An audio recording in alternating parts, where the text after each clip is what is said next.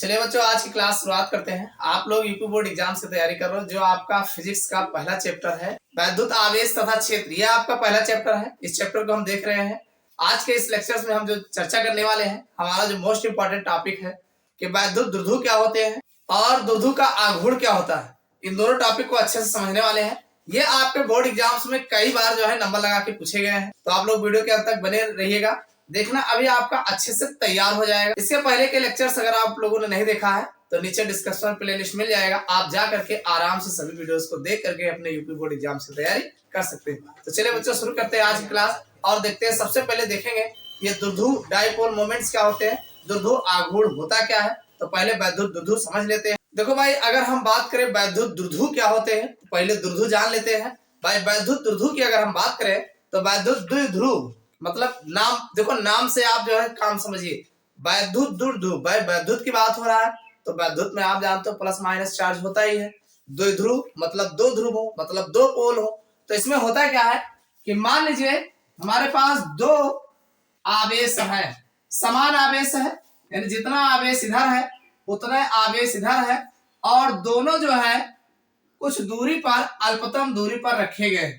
भाई एक यल इधर ले लीजिए, एक इधर, कुल मिला के 2l दूरी पर रखे गए हैं। तो जब दो परमाणु में समान आवेश तो हो, लेकिन एक बात ध्यान रखना, किंतु विपरीत प्रकृति के हो, यानी इनका नेचर जो हो विपरीत प्रकृति का, मतलब एक प्लस क्यू आवेश हो तो दूसरा माइनस क्यू आवेश हो, यानी विपरीत प्रकृति के हो, और दोनों अल्पतम दूरी पर रखे हो। कितनी दूरी पर रखे हो, यानी थोड़े ही दूरी पर रखे हो, तो ये आपस में मिलकर वैद्युत द्विध्रुव का निर्माण करते हैं। क्या बनाते हैं, वैद्युत द्विध्रुव का निर्माण करते हैं, जिसे वैद्युत द्विध्रुव कहते हैं। समझ में आया नहीं। जब दो परमाणु में, परमाणु मतलब होता है जो एक ही जैसे हो, जब दो परमाणु में समान आवेश किंतु विपरीत प्रकृति के और अल्पतम दूरी पर रखे हो, तो ये वैद्युत द्विध्रुव का निर्माण करते हैं। समझ में आ गया ना। तो ये हो गया वैद्युत द्विध्रुव।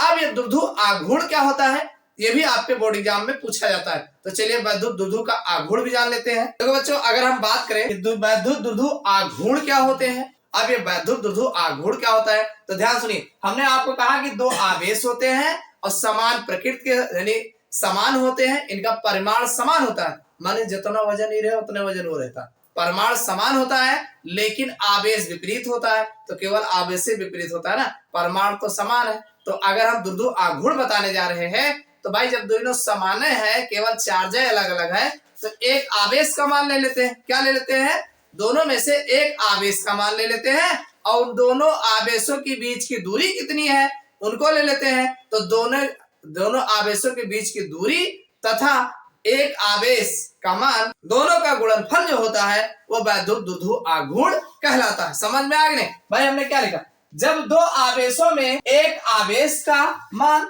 भाई दो आवेश है, ये है प्लस क्यू माइनस क्यू, तो इसमें से एक आवेश का मान ले लीजिए, और तथा उनके बीच की अल्पतम दूरी, भाई यहां से यहां तक की दूरी कितना 2l है, तो इनके बीच की अल्पतम दूरी के गुणनफल को वैद्युत द्विध्रुव आघूर्ण कहते हैं। समझ में आ गया। कहने का मतलब भाई एक आवेश आपने क्यों ले लिया और इनके बीच की दूरी कितना है 2l है, तो दोनों के गुणनफल को हम द्विध्रुव आघूर्ण कहते हैं, और द्विध्रुव आघूर्ण को हम P से प्रदर्शित करते हैं। समझ में आया कि नहीं। भाई द्विध्रुव आघूर्ण को हम P से प्रदर्शित करते हैं, तो P बराबर Q गुणे 2l, इतना समझ में आ गया। इसका मात्रक जो होता है डिवाई, एक तो डिवाई होता है, क्या होता है लिख लो, इसका मात्रक एक तो डिवाई होता है, डिवाई एक तो डिवाई होता है, और दूसरा अगर देखा जाए तो देखो आवेश का मात्रक कूलाम होता है।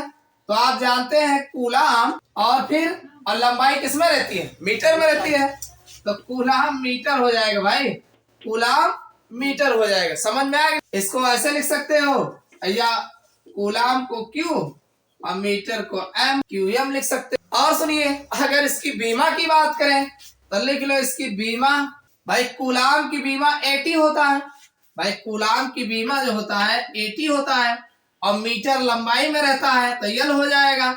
दोनों आपस में मिलाओगे तो यल TA, यानी इसकी बीमा जो निकल के आ जाएगी LTA जो है विद्युत द्विध्रुव आघूर्ण की बीमा जो है मिल जाएगी। समझ में आ गया नहीं। भाई मीटर की बीमा लंबाई हो जाएगा, और कूलाम की बीमा 80 होता है, इसको आप ध्यान रखिएगा, दोनों मिला देना NTA करके लिखा जाता है। तो इतनी बातें आपको समझ में आ गया होगा कि वैद्युत द्विध्रुव क्या होते हैं और वैद्युत द्विध्रुव आघूर्ण क्या होते हैं। अगर द्विध्रुव की बात करोगे तो भाई जब दो परमाणु में समान आवेश किंतु विपरीत प्रकृति के और अल्पतम दूरी पर रखे होते हैं तो ये वैद्युत द्विध्रुव का निर्माण करते हैं। अब द्विध्रुव आघूर्ण की अगर हम बात करें तो दोनों आवेशों में से एक आवेश का मान तथा उनके बीच की दूरी के गुणनफल को हम द्विध्रुव आघूर्ण कहते हैं और द्विध्रुव आघूर्ण को हम P से प्रदर्शित करते हैं। किससे प्रदर्शित करते हैं?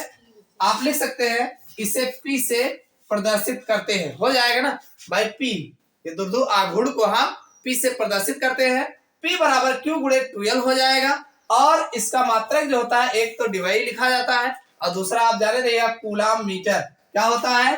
कूलाम मीटर होता है और इसकी बीमा अगर निकालोगे तो LTA जो है इसकी बीमा निकल के आती है। ये बातें आपको कैसी लगी कमेंट करके जरूर बताइएगा। चैनल पर नए हो सब्सक्राइब कर लेना, वीडियो को लाइक न किया हो लाइक कर दीजिएगा। फिर मिलते हैं अगले क्लास में आगे के टॉपिक को लेकर के।